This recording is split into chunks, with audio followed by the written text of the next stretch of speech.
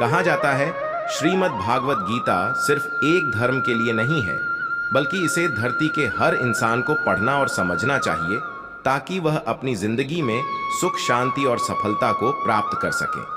भगवत गीता में कुल 18 अध्याय है और इन 18 अध्यायों में कुल 700 श्लोक है, जो सभी के लिए पढ़ पाना थोड़ा मुश्किल है। इसलिए आज के इस बेहद ही खास वीडियो में हम भगवत गीता के 111 विचारों के बारे में बात करने वाले हैं, जिन्हें जानकर आप भगवत गीता का सही मतलब समझ पाएंगे। इसलिए इन विचारों को आप हर सुबह सुने दोस्तों।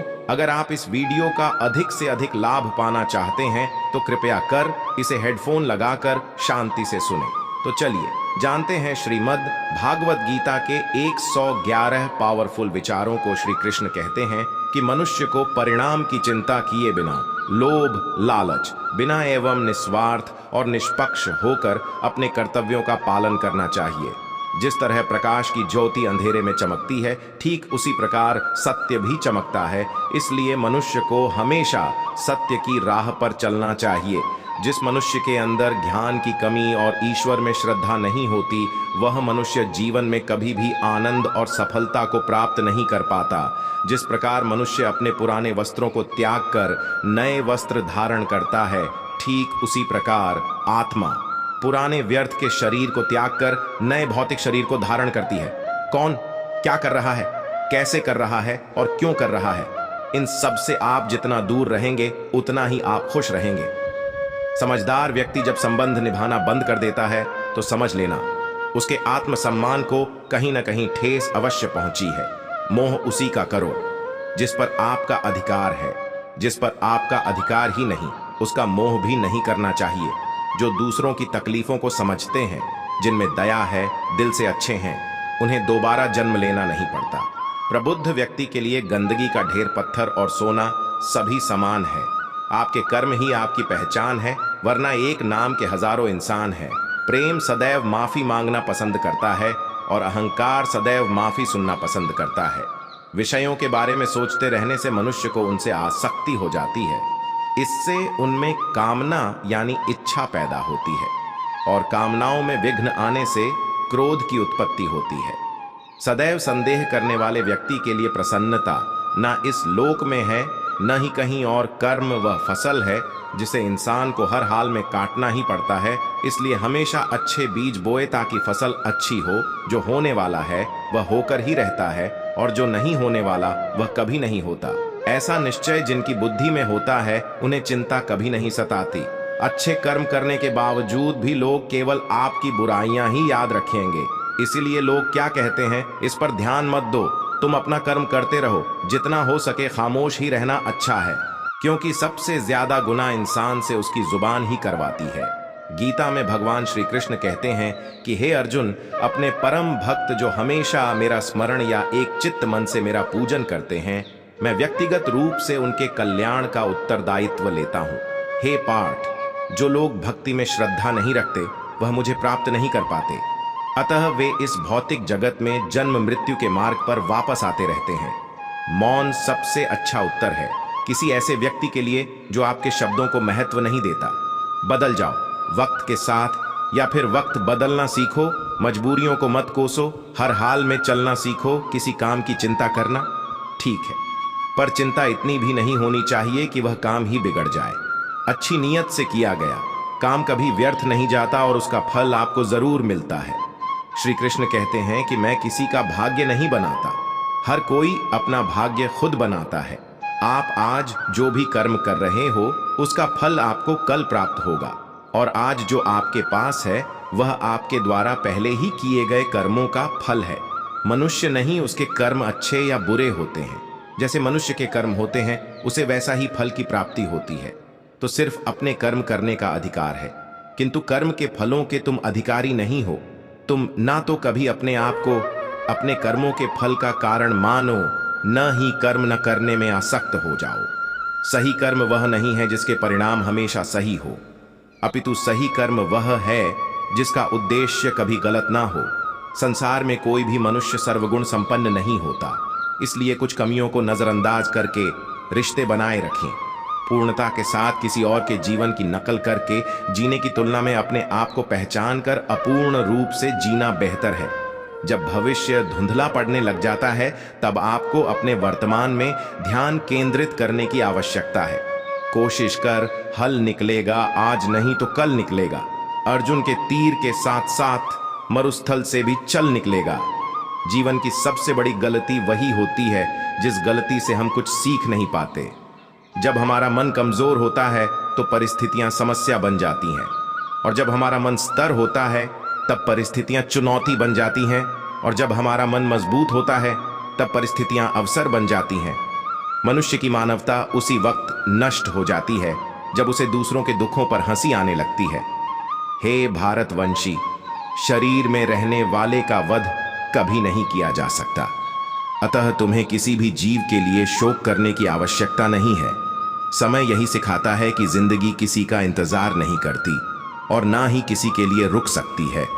जिंदगी खेलती भी उसी के साथ है जो खिलाड़ी बेहतरीन होता है। दर्द सबके एक जैसे हैं, मगर हौसले सबके अलग अलग हैं। कोई हताश होकर बिखर जाता है तो कोई संघर्ष करके निखर जाता है। मनुष्य को अपने कर्मों से संभावित परिणामों से प्राप्त होने वाली विजय या पराजय, लाभ या हानि, प्रसन्नता या दुख इत्यादि के बारे में सोचकर जनता से ग्रसित नहीं होना चाहिए। यदि आप अपनी गलतियों से कुछ सीखते हैं तो गलतियां सीढ़ियां हैं, और नहीं सीखते तो गलतियां सागर है। निर्णय आपका है, चढ़ना है या डूबना है। समस्याएं इतनी ताकतवर नहीं होती जितना कि हम उन्हें मान लेते हैं। कभी सुना है कि अंधेरे ने सुबह को होने ही नहीं दिया। गलतियां ढूंढना गलत नहीं है, बस शुरुआत खुद से होनी चाहिए। जरूरी नहीं हर बार आपके शब्दों को सही समझा जाए, इसलिए कभी कभी चुप रहना ही ज्यादा बेहतर होता है। जो जितना अधिक शांत होता है वह उतनी ही गहराई से अपनी बुद्धि का प्रयोग कर सकता है। निंदा से घबराकर अपने लक्ष्य को कभी न छोड़ें, क्योंकि लक्ष्य मिलते ही निंदा करने वालों की राय बदल जाती है। आपकी हार और जीत आपकी सोच पर निर्भर करती है, इसलिए मान लो तो हार ही होगी और ठान लो तो जीत ही होगी। सबसे समझदार और स्थिर बुद्धि वाला वही व्यक्ति है जो सफलता मिलने पर अहंकार में नहीं आता और विफल होने पर गम में नहीं डूबता। प्रशंसा हो रही हो तो ज्यादा सावधान रहने की जरूरत है। जीवन में कभी भी किसी से अपनी तुलना मत कीजिए। आप जैसे हैं सर्वश्रेष्ठ हैं। मनुष्य अपने विश्वास से निर्मित होता है। जैसा वह विश्वास करता है वैसा वह बन जाता है। जिसने मन को जीत लिया उसके लिए मन सर्वश्रेष्ठ मित्र है, किंतु जो ऐसा नहीं कर पाया उसके लिए उसका मन उसका सबसे बड़ा शत्रु बन जाता है। नकारात्मक विचारों का आना तय है, परंतु यह आप पर निर्भर करता है कि आप उन्हें कितना महत्व देते हैं। हमेशा याद रखना, बेहतरीन दिनों के लिए बुरे दिनों से लड़ना पड़ता है। जीवन में कुछ भी स्थायी नहीं है, इसलिए स्वयं को अधिक तनावग्रस्त न करें, क्योंकि परिस्थितियां चाहे कितनी भी खराब क्यों ना हो, बदलेंगी जरूर। संसार में परेशानी देने वाली की हस्ती कितनी भी बड़ी क्यों ना हो, पर भगवान की कृपा दृष्टि से बड़ी कभी नहीं हो सकती। प्रेरणा का सबसे बड़ा स्रोत आपके अपने विचार है, इसीलिए बड़ा सोचें और खुद को जीतने के लिए हमेशा प्रेरित करें।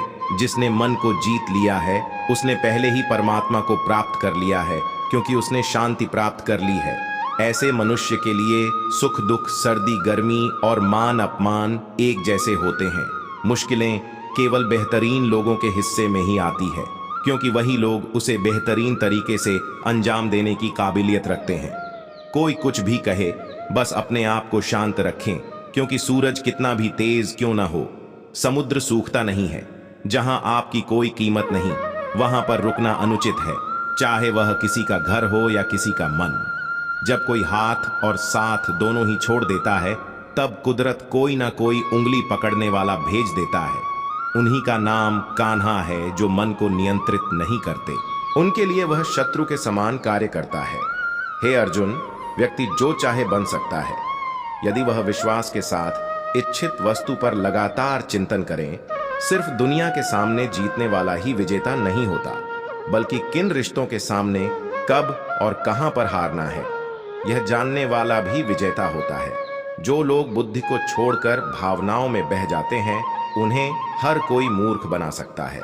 वक्त से पहले मिली चीज अपना मूल्य खो देती है, और वक्त के बाद मिली चीज अपना महत्व मनुष्य को अपने कर्मों से संभावित परिणामों से प्राप्त होने वाली विजय या पराजय, लाभ या हानि, प्रसन्नता या दुख इत्यादि के बारे में सोचकर चिंता से ग्रसित नहीं होना चाहिए। आत्मा पुराने शरीर को वैसे ही छोड़ देती है जैसे मनुष्य पुराने कपड़ों को उतारकर नए कपड़े धारण कर लेता है। जैसे जल में तैरती नाव को तूफान उसे अपने लक्ष्य से दूर ले जाता है, ठीक वैसे ही इंद्रिय सुख मनुष्य को गलत रास्ते की ओर ले जाता है। आपका विश्वास एक पर्वत को भी खिसका सकता है, लेकिन आपके मन का संदेह दूसरा पर्वत खड़ा कर सकता है। हमारा खुद पर विश्वास होना बहुत ही जरूरी है, क्योंकि हम अपने रास्ते पर खुद चलते हैं। वक्त कभी भी एक जैसा नहीं रहता, उन्हें भी रोना पड़ता है। जो बेवजह दूसरों को रुलाते हैं, अपनी इच्छा शक्ति के माध्यम से अपने आप को नई आकृति प्रदान करें। कभी भी स्वयं को अपनी आत्म इच्छा से अपमानित न करें। इच्छा एकमात्र स्वयं का मित्र होता है और इच्छा ही एकमात्र स्वयं का शत्रु भी। अपनी पीड़ा के लिए संसार को दोष मत दीजिए, अपने मन को समझाओ। तुम्हारे मन का परिवर्तन ही तुम्हारे दुखों का अंत है। खुद को कमजोर कभी नहीं समझना चाहिए। अगर आप गिरते हो तो उठने का प्रयास करो, लड़ो, पूरी निष्ठा से अपना कर्तव्य, अपना कर्म निभाओ, बाकी सब मुझ पर छोड़ दो। हो सकता है हर दिन अच्छा ना हो, लेकिन हर दिन में कुछ अच्छा जरूर होता है। धैर्य रखिए। कभी कभी आपको जीवन में सबसे अच्छा पाने के लिए सबसे बुरे दौर से गुजरना पड़ता है। रोना बंद करो अपनी तकलीफों से, खुद लड़ना सीखो, क्योंकि साथ देने वाले भी शमशान से आगे नहीं जाते। समय जब न्याय करता है तब गवाहों की आवश्यकता नहीं पड़ती है। एक उपहार तभी असली और पवित्र है जब वह हृदय से किसी सही व्यक्ति को सही समय और सही जगह पर दिया जाए, और जब उपहार देने वाले व्यक्ति के दिल में उस उपहार के बदले कुछ पाने की उम्मीद ना हो। सुंदरता आपके दृष्टिकोण में होती है। किसी को कीचड़ में खिला कमल भी लुभाता है और किसी को चांद में भी दाग नजर आता है। हे अर्जुन, जो कोई भी जिस किसी भी देवता की पूजा पूरे विश्वास के साथ करने की इच्छा रखता है, तब मैं उसका विश्वास उसी देवता में दृढ़ कर देता हूँ। उदय किसी का भी अचानक नहीं होता।